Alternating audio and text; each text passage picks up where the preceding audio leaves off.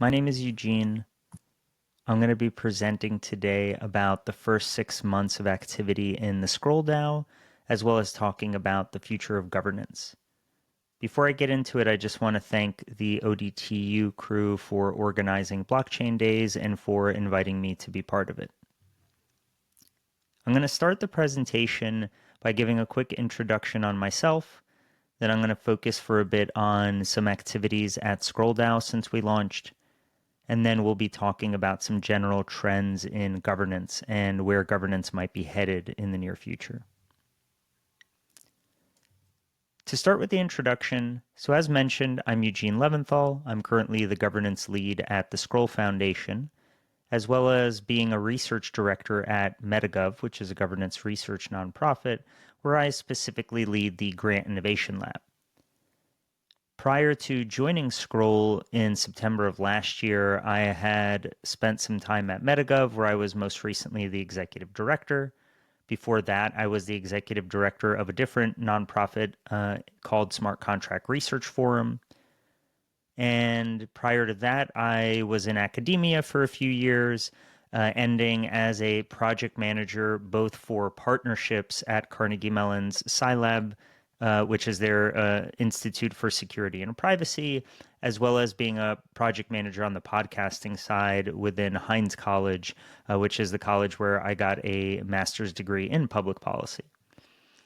That was all after spending 7 years in the corporate world, of which 2 of those years I had also spent on the boards of some nonprofits in the New York area. And I had completed my undergrad at NYU with a BS in finance and double majored in psychology. So with that out of the way, let's get to Scroll DAO and talking about our own journey and how the first 6 months have gone. So I wanted to start by laying out some context, namely that our philosophy is really rooted around 4 different elements: progressive decentralization, so thinking about how to decentralize over time as opposed to starting fully decentralized. Then inclusive participation, if we're truly trying to build for a global community, how do we make it as easy as possible to have your voice heard and to be part of actioning any activities we choose to pursue? Third is accountability. It's very important, especially when starting off with progressive decentralization, to at least create clear channels of accountability and making it a cultural norm in the community as well. And the fourth point on our philosophy was staying curious. So just making sure that we try to never get complacent with the model that we have, and we're always looking out to where the future might be headed and thinking what that means for us. When it comes to embodying that kind of philosophy, we really wanted to nurture a culture within both the governance team at Scroll Foundation as well as in the DAO itself that's rooted in deliberation and co-creation. So how can we go really deep and discuss certain ideas, and then how can we actually co-design the future solutions together? And when I joined in September, the priority was really oriented around getting the DAO off the ground once it was time for it in late October. And so as we started planning it, the initial activities that we wanted to center on were around ecosystem growth, global community, and governance iterations. So those are sort of the focused activities that are meant to embody all of the things that I had just mentioned.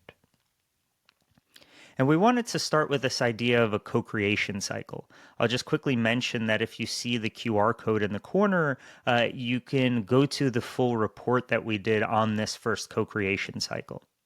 But the basic idea of the co-creation cycle was to create this flow where we would start with setting context, then generating ideas, then voting on the ideas, then having proposals emerge from those ideas and submit those for feedback, then some time for reflection and refining before finally voting on the proposals. So the goal was to have this 7-week period, and if you're wondering why it's 7 and not 6, it's just due to DevCon. We had to extend it a week, but we wanted to have this 7-week cycle where we thought we would start with setting context and end with actually voting on focused proposals. We realized that was not necessarily the best flow. So, when we started with context setting, it was really sharing from the foundation and labs teams with where things had been started and what activity had taken place. Once we got to idea generation, we used Dform and multiple workshops using Miro board to source focused ideas that we then used a Polis instance and some additional Miro board sessions to really work through, which led us to creating a Google Doc per proposal idea that was really emerging through this process as the ideas that got the majority of folks excited.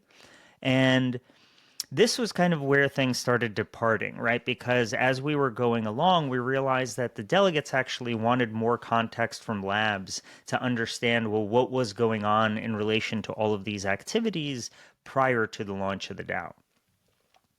And so in this first co-creation cycle, oh, sorry, that was a repeat. And so as a result of this first co-creation cycle, we had 11 proposals emerge. And again, instead of really being the specific proposals that end up resulting during this co-creation cycle, this co-creation cycle led to the work to be done for the upcoming 6 months. So the beginning of 2025 has really been centered around advancing the various ideas that came up in this co-creation cycle, which was run in November and December of 2024. I just wanted to highlight a few of the proposals here, such as the user research one, which we actually voted on early on in the year and is currently underway, such as the local nodes, or the idea of getting focused community efforts in specific parts of the world. We've kind of pivoted ideas there a few times, and we're expecting the first proposals to actually start hitting the forum very shortly, considering a few of them have been getting co-designed for some time now. On the preference signaling side, that was actually taken, that was one of the 11 proposals that ended up being taken by the foundation, and we issued a grant directly there just to be able to move a little quicker while still coordinating with the DAO. And then we are soon going to have a delegate training proposal go to vote in the May 1st voting cycle. And I'll quickly mention here that we chose to create these kind of voting cycles where things would go up to vote on chain at the beginning of every month. So we wanted to add some consistency for what people could expect in that regard. We also had a proposal on a grant program, which was actually ready to go for the April 1st voting cycle, but we had decided last minute to not move forward with it. Between some discussions with delegates as well as just our own view of how markets and the world was changing, we realized we wanted to revisit that, which led to co-creation cycle 2, which is a much more condensed version that we're actually currently going through. So as we decided to not even launch the grant program, we did an initial week of feedback, which started last week and ended this week right before Blockchain Days, where we did a number of Miro board sessions to source categories of ecosystem growth, as well as specific ideas for ecosystem growth. And in the next week, we're going to be putting out a short RFP to now kind of see, based on the ideas that have emerged from the delegates, which ones do we specifically want to prioritize and focus on. And the goal of this is to have one concrete DAO proposal on ecosystem growth ready to go, having accounted for feedback by June 1st.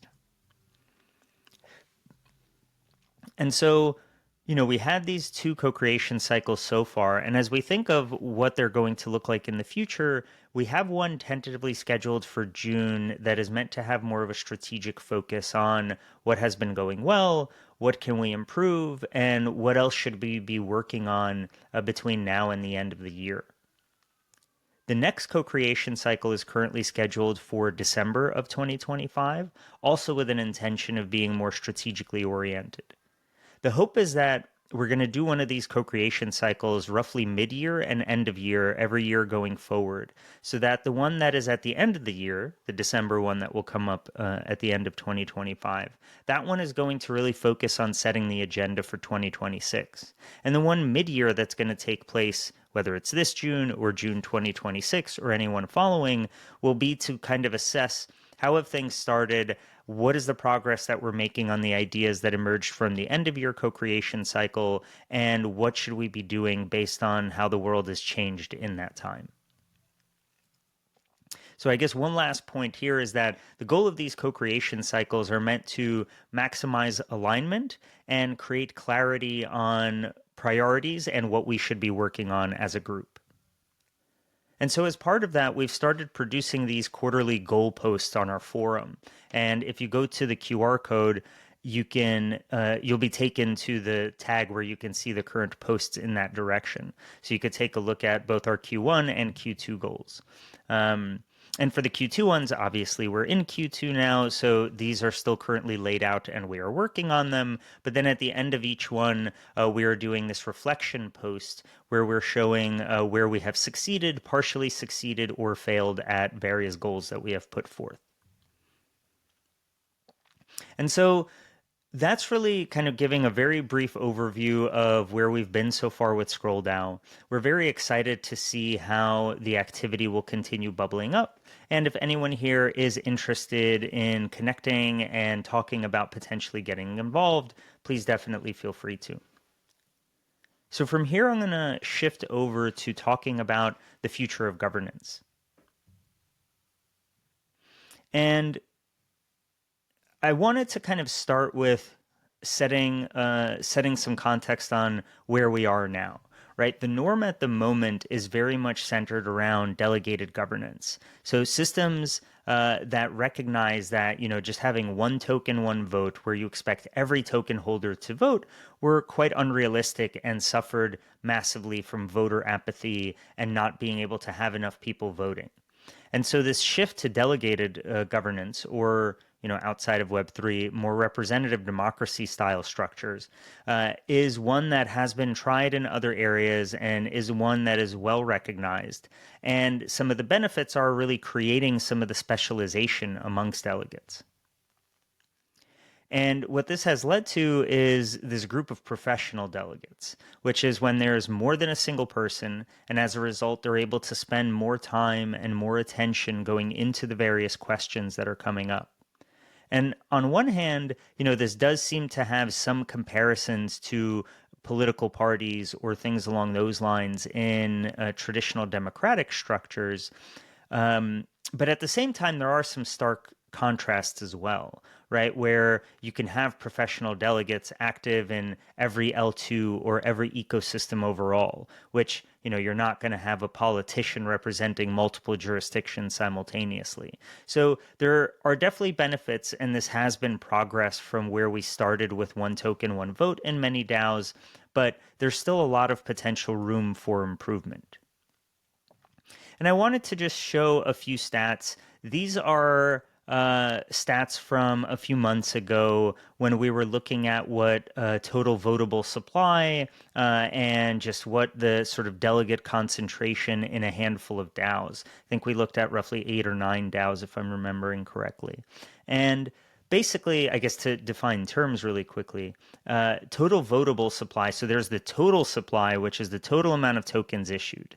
The total votable supply is sort of the tokens that are currently in the market, not counting things that are locked and inaccessible from a delegation or governance perspective. Excuse me. So the total votable supply for many DAOs,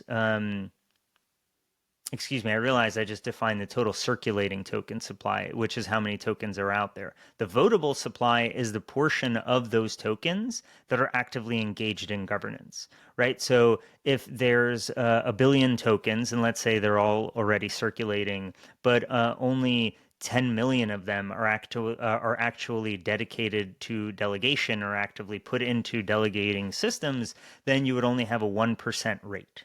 And that range of 1 to 4% is what we've been seeing for L2s. The one exception to this was ZK Sync. Shortly after they launched, they were able to amass a much higher amount, which they also started with a very different legal structure with how they launched the token, which from my understanding led to much more comfort in certain groups being willing to delegate in the first place. Just because many groups, whether for certain regulatory or other concerns, just might not feel comfortable being part of the actual decision-making apparatus. And when we go from L2s to more DeFi protocols, we see that percentage of votable supply really jump up to maybe 20 or 30%, which on the surface definitely looks great. I mean, you want that number to be as high as possible because that means that of your tokens out there, more and more of them are part of the actual governance system, which is good for security and for sustainability.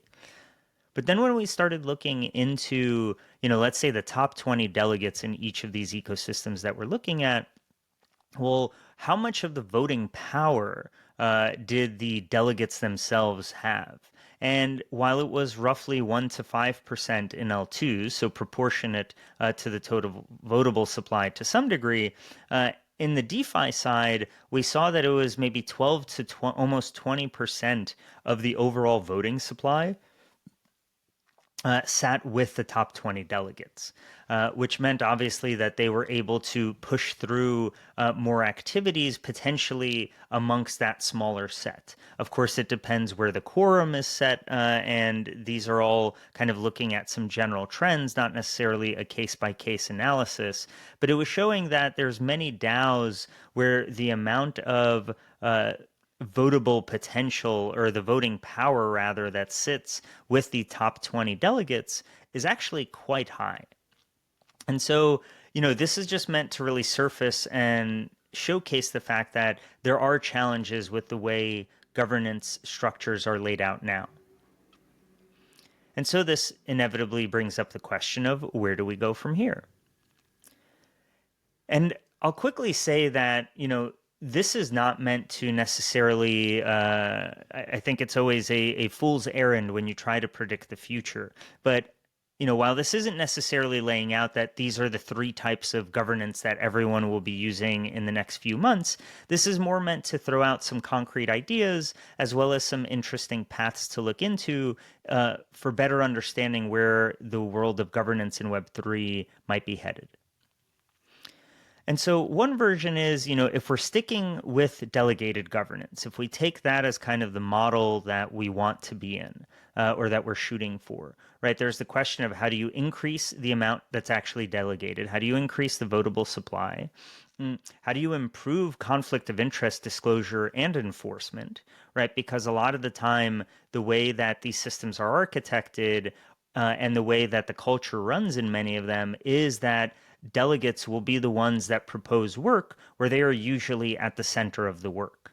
And on the one hand, this makes a lot of sense because they are specialized in the things that they are proposing, whether that's a grant program or a security council or any other type of function in the ecosystem. But at the same time, we have seen a number of examples where, if you think about it from a principal agent perspective and an incentive perspective, there are those concerns of, are the people with more and more power the ones who are just better positioned to have themselves win work?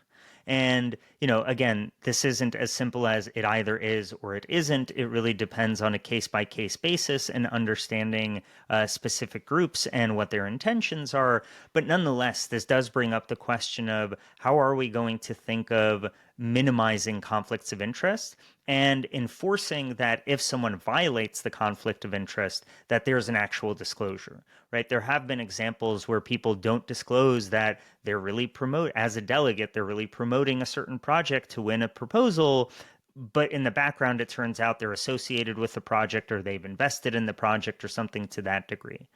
Fortunately, none of the major professional delegates that are present in a lot of ecosystems have been found to have that explicit conflicting behavior. But nonetheless, it just seems like a potential matter of time until those kind of things start increasing in frequency unless we put in more robust conflicts of interest disclosure and enforcement in place.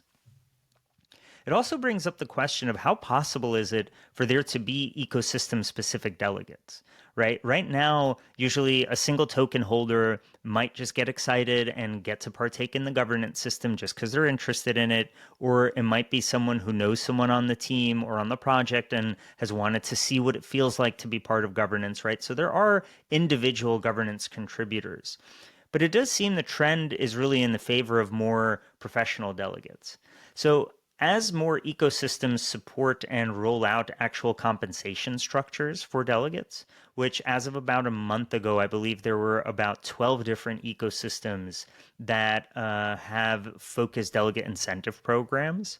And if you're interested in learning more about that and you hop on our forum, we sponsored some research from DAOstar where they actually put together a dashboard in Excel or a Google Sheet spreadsheet, excuse me, overviewing the different communities that are doing delegate incentives and what they actually look like across communities.